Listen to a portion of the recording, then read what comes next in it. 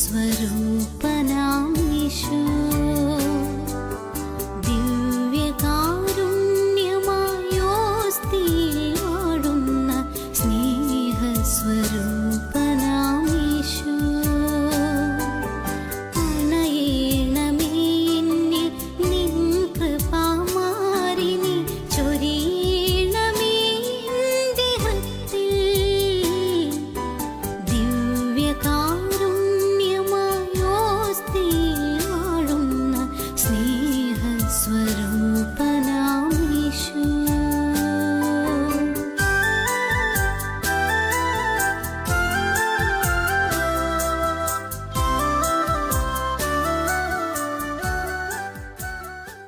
തുടരെ ഞാൻ ഇങ്ങോട്ട് പോരുന്നതിന് മുമ്പ് പരിശുദ്ധ അമ്മയെക്കുറിച്ച് വായിച്ചപ്പം വിശുദ്ധരെല്ലാം അവരുടെ അനുഭവത്തിൽ നിന്ന് പറയുന്നൊരു കാര്യമാണ്, ശുദ്ധതയിൽ തൻ്റെ മക്കൾ വളർന്നു വരാൻ ആര് നിരന്തരം കൂടെ നിന്ന് സഹായിക്കും?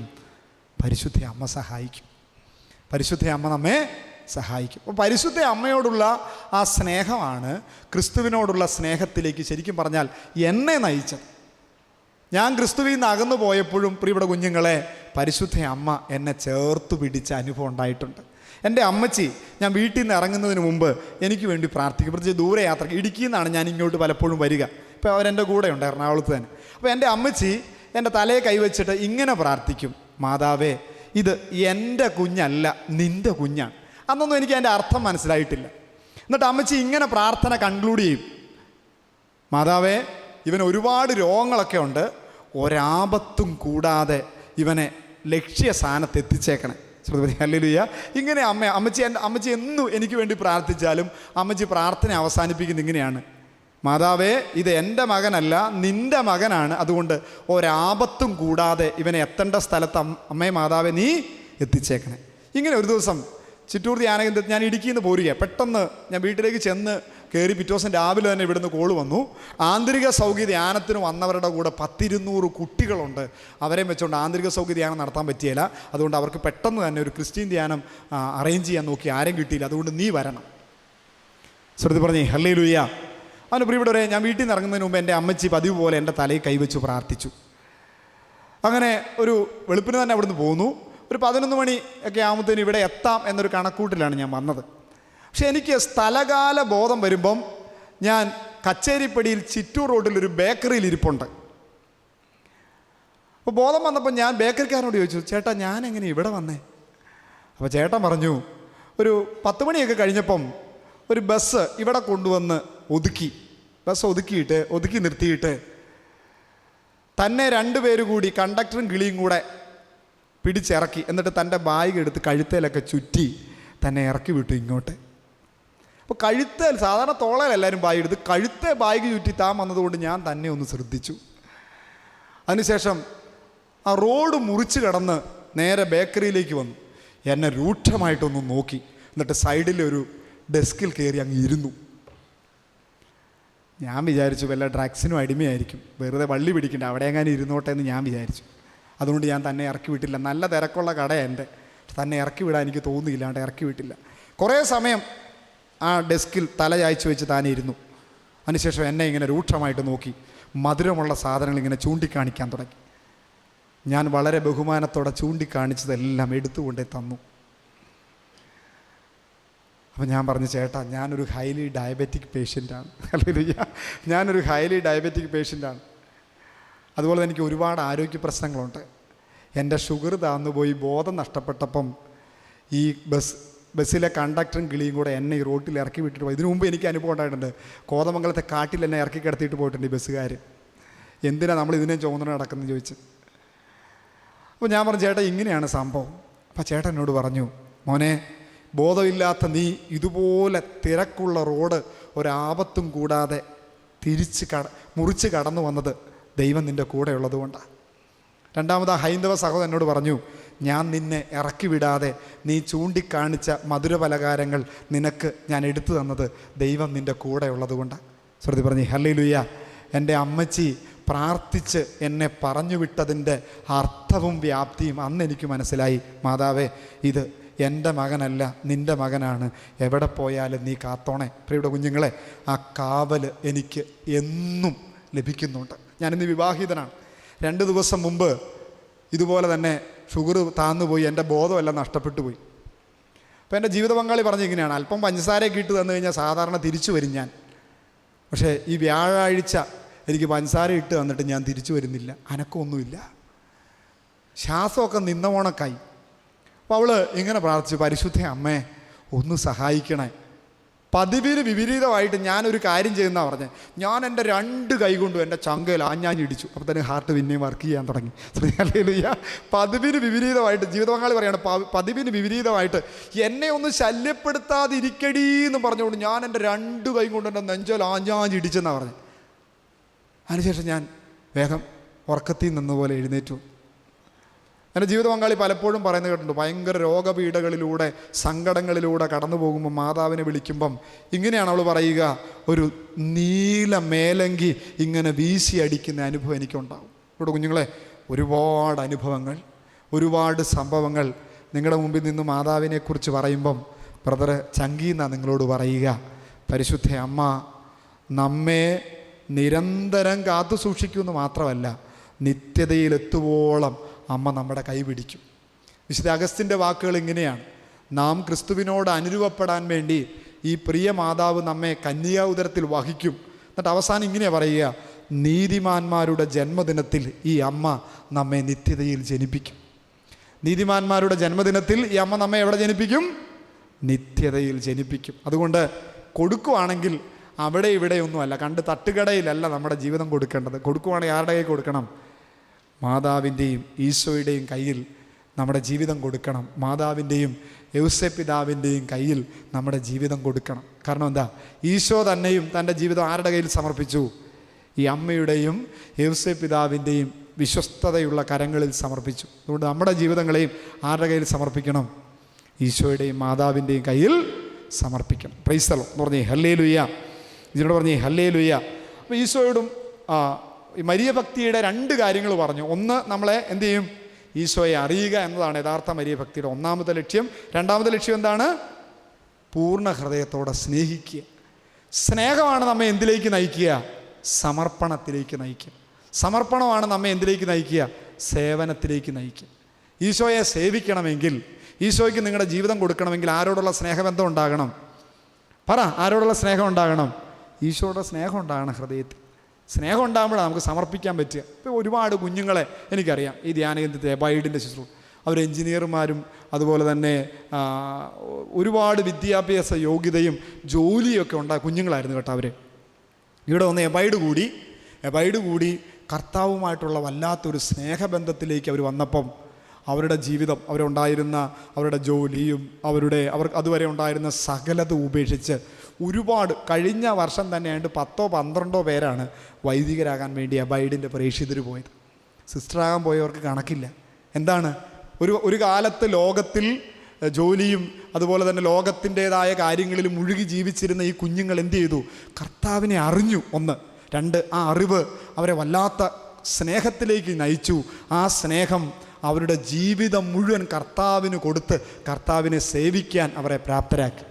അപ്പോൾ മരിയ ഭക്തി ധ്യാനത്തിൻ്റെ തുടക്ക ദിവസത്തിൽ തന്നെ മാതാവിനെക്കുറിച്ച് നമ്മൾ അറിയുന്നത് എന്തിനു വേണ്ടിയിട്ടാണെന്ന് ചോദിച്ചാൽ, ആ അറിവ് നമ്മെ ക്രിസ്തുവിനെക്കുറിച്ചുള്ള അറിവിലേക്ക് നയിക്കും. ക്രിസ്തുവിനെക്കുറിച്ചുള്ള അറിവ് ക്രിസ്തുവുമായിട്ട് ഒരിക്കലും ആർക്കും വേർപെടുത്താൻ പറ്റാത്ത ഒരു സ്നേഹബന്ധത്തിലേക്ക് നിങ്ങളെ നയിക്കും. ആ സ്നേഹബന്ധം സമ്പൂർണ്ണ സമർപ്പണത്തിലേക്കും, ആ സമർപ്പണം ക്രിസ്തുവിനും മുഴുവനായും നിങ്ങളുടെ ജീവിതം കൊടുത്തുകൊണ്ട് ക്രിസ്തുവിനെ സേവിക്കുന്നതിലേക്ക് നയിക്കും. ഇതിനോട് പറഞ്ഞേ ഹല്ലേലൂയ. ഇവിടെ പ്രിയപ്പെട്ട കുഞ്ഞുങ്ങളെ, പരിശുദ്ധ അമ്മയ്ക്ക് നിങ്ങളുടെ ജീവിതം കൊടുക്കുമ്പം പരിശുദ്ധ അമ്മ നിങ്ങളെ പൂർണ്ണമായിട്ടും ക്രിസ്തുവിൻ്റെ സ്വഭാവത്തിന് അനുരൂപപ്പെടുത്തും.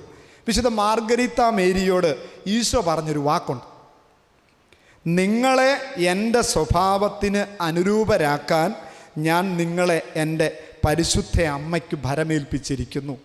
അപ്പോൾ ഈശോയുടെ ആഗ്രഹം എന്താ? നമ്മൾ ആരെ പോലെ ആകണമെന്നാ? ഈശോയുടെ ആഗ്രഹം എന്താ? നമ്മൾ ആരെ പോലെ ആകണമെന്നാ? ഈശോയെ പോലെ ആകണം. ഈ ആഗ്രഹ പൂർത്തീകരണത്തിന് വേണ്ടി ഈശോ നമ്മുടെ ജീവിതങ്ങളെ ആരുടെ കയ്യിലേക്കാണ് കൊടുത്തിരിക്കുന്നത്? പരിശുദ്ധ അമ്മയുടെ കയ്യിലേക്കാണ്. ഇതാണ് വാക്ക്, നിങ്ങളെ എൻ്റെ സ്വഭാവത്തിന് അനുരൂപരാക്കാൻ ഞാൻ നിങ്ങളെ എൻ്റെ പരിശുദ്ധ അമ്മയ്ക്ക് ഭരമേൽപ്പിച്ചിരിക്കും. അതുകൊണ്ട് ഈശോയുടെ ആഗ്രഹമാണ് നാം ഈശോയെ പോലെ ആകുക എന്നുള്ളത്. അതിനുവേണ്ടി ഈശോ നമ്മുടെ ജീവിതങ്ങളെ ആരായി കൊടുത്തിരിക്കുന്ന പറഞ്ഞേ? പരിശുദ്ധ അമ്മയുടെ കയ്യിൽ കൊടുത്തിരിക്കുക. സ്വർത്തി പറഞ്ഞേ ഹല്ലേലൂയ, പറഞ്ഞേ ഹല്ലേലൂയ, ഹല്ലേലൂയ.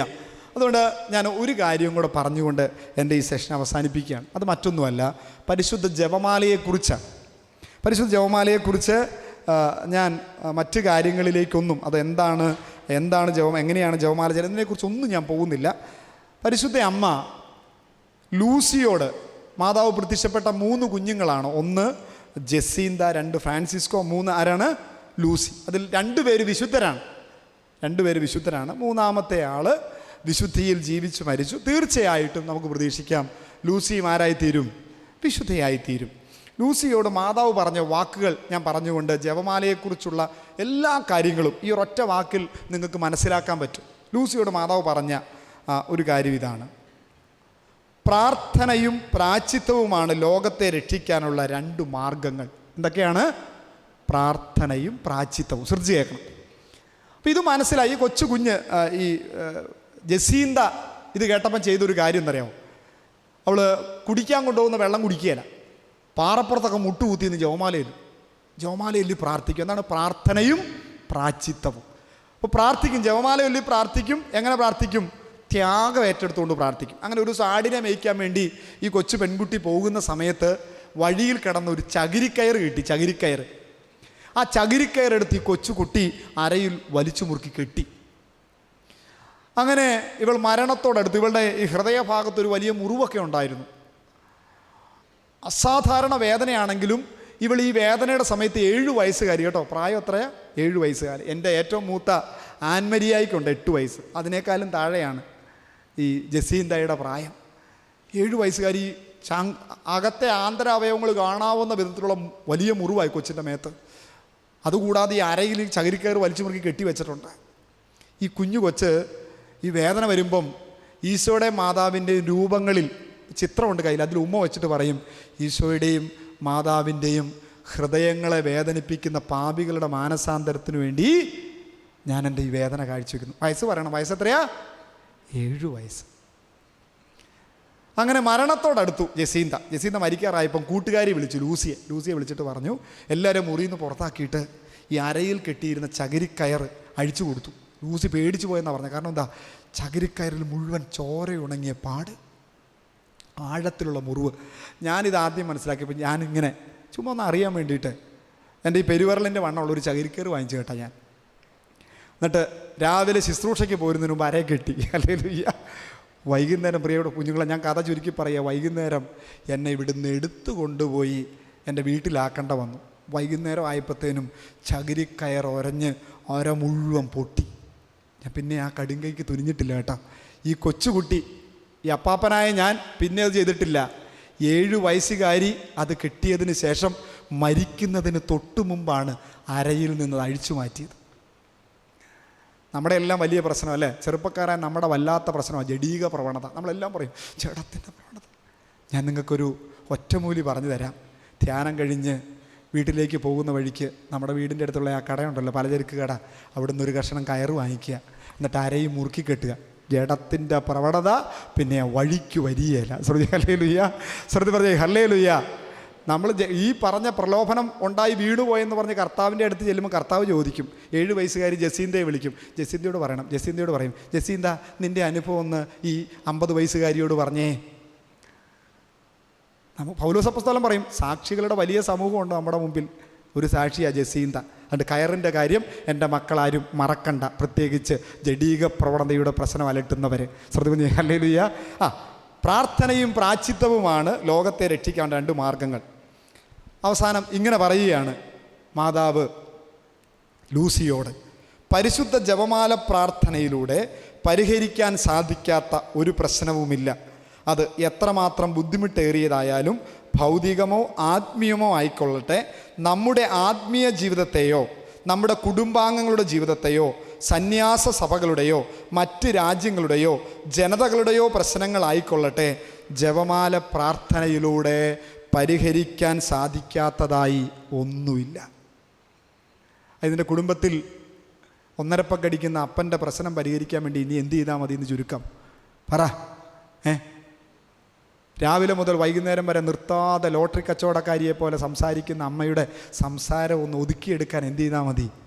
പറ, ജപമാല എല്ലിയാൽ മതി. ശ്രദ്ധ പറഞ്ഞേ ഹല്ലേലൂയ. കുടുംബത്തിലെ നിൻ്റെ ചേട്ടൻ, നിൻ്റെ പെങ്ങൾ, ഇല്ലെങ്കിൽ പാപത്തിൽ വഴിതെറ്റിപ്പോകുന്നവരെ രക്ഷിക്കാൻ വേണ്ടി എന്ത് ചെയ്താൽ മതി? പറ.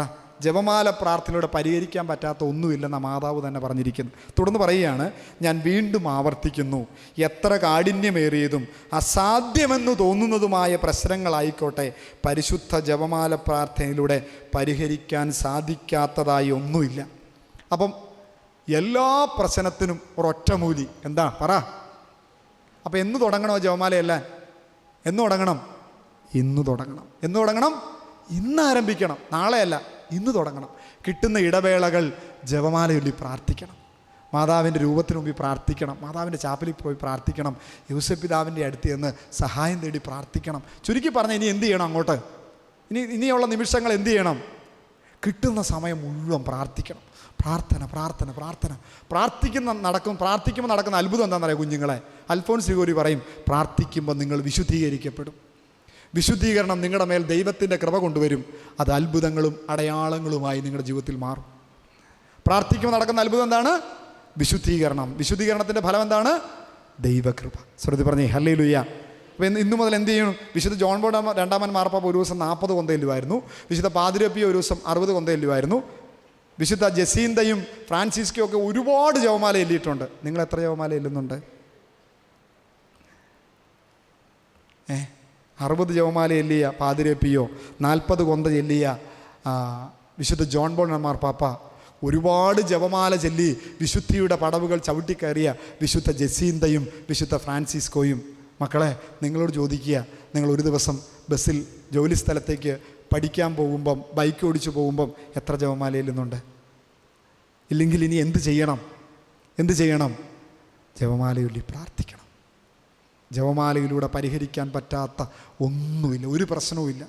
എത്ര കാഠിന്യമേറിയതും അസാധ്യമെന്ന് തോന്നുന്നതുമായിക്കോട്ടെ, ഏതു പ്രാർത്ഥനയിലൂടെ നിങ്ങൾക്ക് പരിഹരിക്കാൻ പറ്റും? ജപമാലയിലൂടെ പരിഹരിക്കാൻ പറ്റും. കാരണം അത് ക്രിസ്തു രഹസ്യങ്ങളെക്കുറിച്ചുള്ള ധ്യാനമാണ്. ആ പ്രാർത്ഥനയുടെ കേന്ദ്രം ആരാണ്? ക്രിസ്തുവിൻ്റെ ജനനം, ജീവിതം, മരണം, ഉത്ഥാനം. ആരാണ് കേന്ദ്രം? ക്രിസ്തു രഹസ്യങ്ങളാണ് ധ്യാനിക്കുന്നു. ആരുടെ മടിയിലിരുന്നോണ്ട്? മാതാവിൻ്റെ മടിയിലിരുന്നോണ്ട്. പക്ഷേ കരങ്ങൾ കൂപ്പി പ്രാർത്ഥിക്കാം. നമ്മളൊരു സമർപ്പണം നടത്താൻ പോവുക. നമ്മുടെ ജീവിതങ്ങളെ മാതാവിൻ്റെയും യൂസഫ് പിതാവിൻ്റെയും കരങ്ങളിലേക്ക് കൊടുക്കാൻ പോവുക. ബോധപൂർവം ഞാൻ പ്രാർത്ഥിക്കുന്നില്ല, നിങ്ങൾ കണ്ണടച്ച് പ്രാർത്ഥിക്കണം. ഹല്ലേലൂയ. കണ്ണടച്ച് ബോധപൂർവം നിങ്ങൾ പറയണം, യൂസഫ് പിതാവേ, പരിശുദ്ധ അമ്മേ, എൻ്റെ ജീവിതത്തെ മുഴുവനായിട്ട് നിങ്ങളുടെ കയ്യിലേക്ക് തരും. ഒന്ന് പറഞ്ഞ് കണ്ണടച്ച് നിങ്ങളൊന്ന് പ്രാർത്ഥിച്ച്. ബ്രദർ പ്രാർത്ഥിച്ച് നിങ്ങൾ മിണ്ടാൻ നിൽക്കുമോ? കണ്ണടച്ച് ഒന്ന് പ്രാർത്ഥിച്ച് നിങ്ങളുടെ ജീവിതങ്ങളെ മുഴുവൻ യൂസഫ് പിതാവിൻ്റെയും പരിശുദ്ധ അമ്മയുടെയും കരങ്ങളിലേക്ക് കൊടുത്ത് കാത്തു സൂക്ഷിക്കണമേ, നിത്യതയിലെത്തുവോളം എന്ന് പറയുക. കൂടെ ഉണ്ടാകണമേ, കൂട്ടായിരിക്കണമേ എന്ന് പ്രാർത്ഥിക്കാം. നീ ചാലു തേടുന്ന മാൻപേട